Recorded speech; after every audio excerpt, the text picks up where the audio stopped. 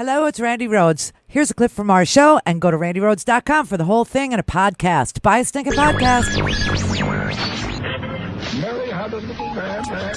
The fault.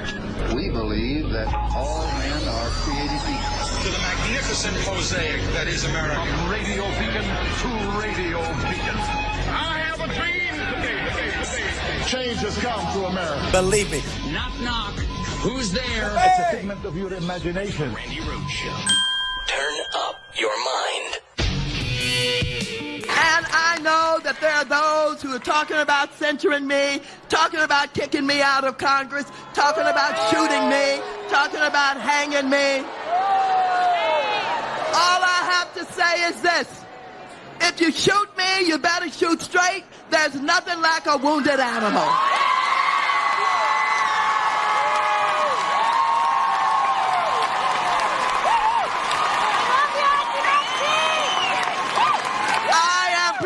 To make whatever sacrifices needed to be made.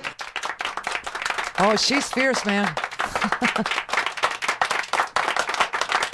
Now, you have a president that personally attacks various businesses he doesn't like. You know, he hates Amazon. He hates the news media, you know, in toto.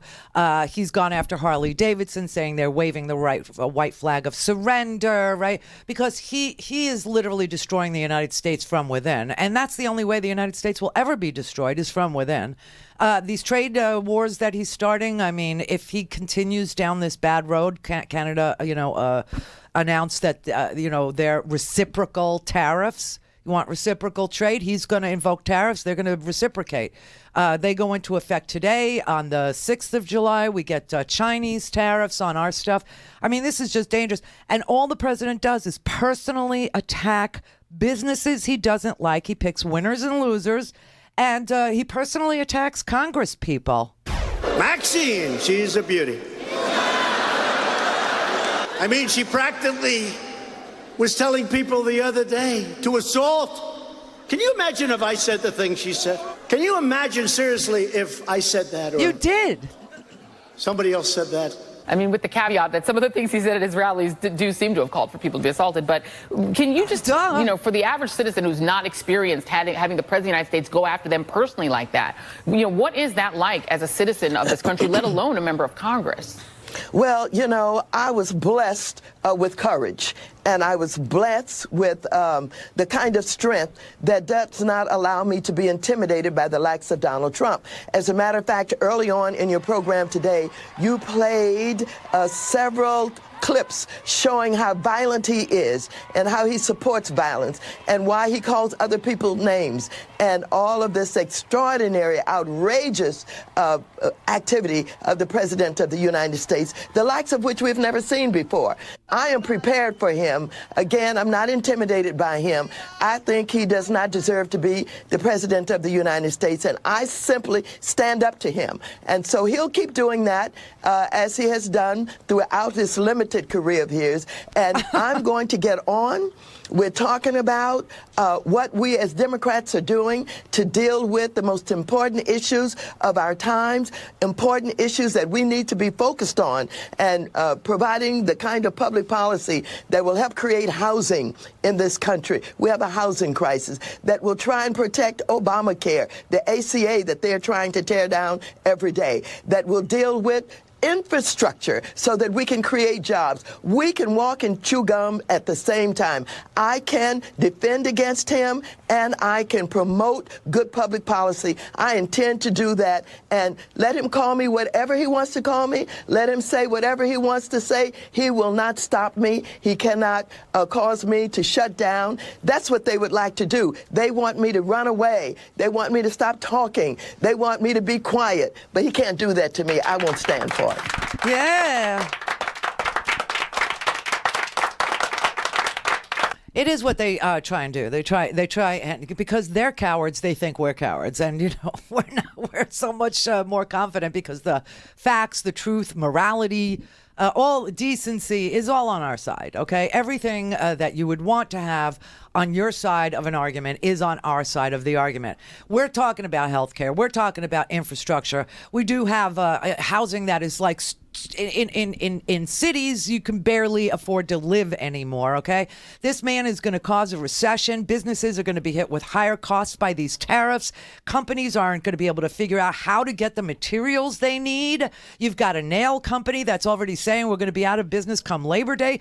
Polaris, that makes the Indian motorcycles, they're saying we're moving to Poland. You got Harley Davidson, who has a factory in Thailand to serve the Asian market, but now they're going to move over to Europe because they don't want the tariffs on American-made bikes to be, levied on them when they export to Europe. So now they say, well, now we got to move the production for the European market to Europe, because if not, the bike is going to cost $2,200 more for everybody, and we just can't have that. We can't have that. Okay. Eventually, you got executives and households that are going to lose confidence in the marketplace, and we'll just either cut back spending or they'll cut back production. Canada, Mexico, the European Union, they're all retaliating against us. And they're threatening even more tariffs. China's tariffs are set to go into effect on Friday of this week. Today, the Canadian government, Trudeau, just announced all the tariffs. And people think, oh, it doesn't matter. It's not going to affect me. I want to show you something. Could you put this up on the screen? Thank you. Okay, this is a map where you can see the impact on tariffs. Okay, so let's just say, now this is Iowa. Right? So we hone in on Iowa. $977 million of exports from the state of Iowa are threatened. Herbicides and flat hot rolled iron and non-alloy steel and aluminum alloy rectangular plates, 45 million exported to Canada. Okay, I mean, you could choose any state you want. Nebraska, $237 million. Missouri, $881 million. That's almost $1 billion. Tennessee, $1.4 billion. South Carolina exports, $3 billion. Georgia, almost $1 billion, $750 million. Florida, $713 million. Alabama, $3.6 billion worth of your exports. Okay, I mean, this is insanity. This isn't the way that you solve a problem. We're going to end up in a recession. I mean, this is crazy. This man has no earthly idea what he's doing. And, he loves to tell you he went to the Wharton School of Business, right, at Penn. He didn't go to the graduate Wharton School of Business for advanced degrees. He got his bachelor's at Penn. He doesn't know economics. He's not an economist. This man has no earthly idea what he's doing. And everybody knows it, that does know economics. Every single person knows it. You had the former Treasury Secretary, Larry Summers, Obama's economic advisor, saying, this is an attack on working people, what he's doing. I guess, Larry Summers, the reality, I mean, it's important, even though it's micro and looking at the small stuff, but it's important to show the Harley-Davidson situation, or Daimler-Benz, which says it's going to have to shift production, because this is the real effect of the trade wars that economists like you warn us about. Richard, for me, this is about working people. This is about working people who lose their jobs in states like Michigan and Ohio, and other working people who get jobs in France. This is about working people in the Midwest who aren't able to do their jobs anymore because the companies they work for can't procure steel at a reasonable price because of the tariffs. This is about people who work in sales, in automobile dealerships, who are going to lose those jobs in sales because it's going to become so much more expensive to bring a car in to this country. This is about companies that are going to close that would have been saved by an investment from China or another country. people make all kinds of comments about the international system and all of that. And that's very important. But fundamentally, this is about jobs for Americans. And the president's blunderbuss, incompetent negotiating strategy is going to mean fewer Americans working at lower pay and with less purchasing power for the pay they do get. And that's why all of this is a tragic error. I mean, the right wing sort of put a veneer over fascism by calling it, populism for the working man, right? And everything that he's doing is literally killing the working man. Everything, every one of his policies that these, like I said, I don't care what they want, because what they want is immoral. What they want is detrimental to our economy. What they want is, white rights, which, white people, are seriously protected by this ever-present bubble that says, I'm white, and therefore you don't need to frisk me. Do you know what I'm saying? So they're ridiculous people. The president talks a violent game. He says, punch him in the face, punch him out. He says, Muslims are terrorists. He says Mexicans are rapists. He pits the working guy against another working guy to the point where you've got people who are in a frenzy and willing to kill and run people over and are willing to brandish guns at peaceful protest. And it's all a veneer for fascism. It's all a veneer for the richest people in this country to reap all the benefits of this tax cut, to reap all the benefits of all his policies, that say pollute wherever you want and don't worry about clean water. And we don't have any regulations anymore that, that say that you have to not poison, the land or whatever. All these corporate, this is pure fascism, but people think it's populist. And meanwhile, everything that he's doing is putting people out of work. It's literally making it harder for people to work. And they keep on cheering him on. We're headed for a freaking recession. That map I found today, that is so freaking frightening, because when you look at every single state to see the impact, even Arkansas, 339 million, 208 million in Oklahoma, pipe, weld, iron, non-alloy steel. Texas, $3.9 billion worth of exports. Things that you export are going to be facing these steep tariffs, okay? Casing for oil and gas drillings, sacks and bags, polymers, refrigerator freezers with separate doors. I mean, the list is so long that when you put all of these things together, as countries begin to do reciprocal, very important word, reciprocal retaliation against what Trump is doing to them and their markets, it all adds up to $13 billion worth of U.S. products all over the country, where people are going to lose their jobs.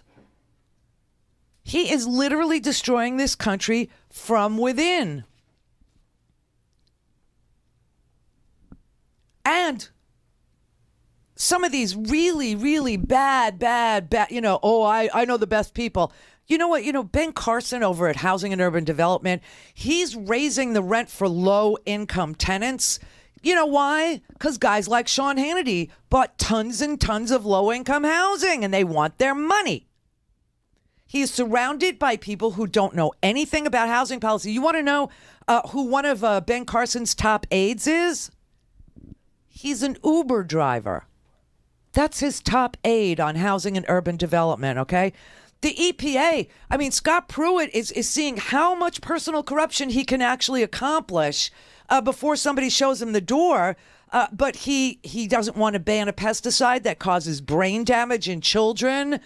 You got kids working in tobacco fields now, young kids working in tobacco fields.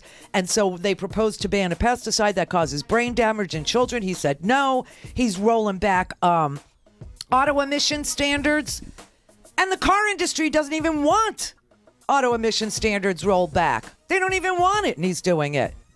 EPA blocked the publication, just the simple publication of a study on water pollution. The Consumer Financial Protection Bureau, Mick Mulvaney, who referred to that agency as a sick, sad joke, he's now in charge of it. Check this out. He shut down multiple investigations into financial firm malfeasance that began during the Obama administration. Won't look at the payday loan industry for usury, rates. He supported, a rollback to auto lenders that ensures African Americans and Latinos aren't discriminated against when they seek an auto loan. He didn't request any money to run his agency. And now he's trying to shut down the database that allows us consumers to have access to complaints about various financial services firms that get, that lend. We're not even allowed to see, you go to Angie's List. It's like a home advisor for financial firm. He wants to shut that database down. And I got news for you. Betsy DeVos, what she's doing over at education, oh my God. She ended all investigations into fraud at for-profit colleges. And one of the deans at one of the schools that was the focus of one of these fraud investigations is now in charge of the investigation team into fraud for for-profit university. I mean, they are destroying it from within. Go to RandiRhodes.com for the whole thing and a podcast. Buy a stinking podcast.